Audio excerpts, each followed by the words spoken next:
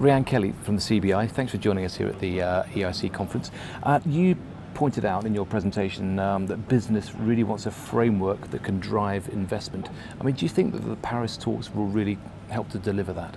I think things are looking really good now, and I think there's lots of optimism in the business community. I think by framework we have to be quite clear. What we're looking for really is something where the INDC commitments have already been set out. There's a sort of process where we can regularly review them, regularly ratchet them up.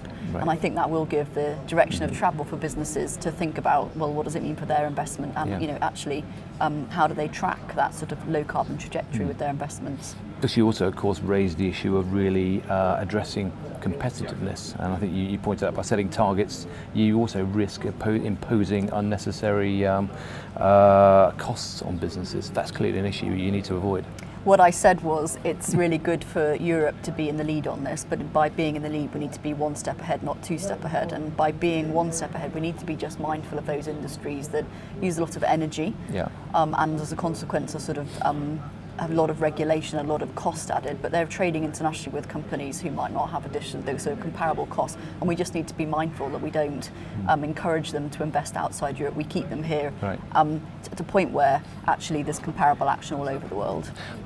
I also get the impression that the point of people trying to get across is Paris is not going to come up with the solution. It's a step along the way. Are you kind of preparing people for perhaps not having anything conclusive really coming out of Paris? I think there are certain indicators already out there that demonstrate that Paris isn't going to be the only one-stop shop providing all the solutions to our climate change challenges. So the INDCs add up. They're a good starting place, but they don't quite go as far as we'd like, and so there's more that we can be doing. And from that sense, absolutely, I think Paris is the sort of not the end destination. It's a sort of point in the journey on the road. And I think the learning from Copenhagen is managing expectations and the battle of interpretation, and that frankly needs to start now. Okay, I mean, just going back to some of the issues raised earlier about we're in a new environment of a Tory government, and there was concern about the impact that this administration is having on people's ability to invest in the green economy. And what can an organisation like CBI do to help to drive that investment? So we're hearing from businesses right across the sort of environmental industry, the low carbon economy, that government's done a lot to tell us what it doesn't like, and has obviously pulled some of the schemes around renewables, pulled some of the schemes around energy efficiency.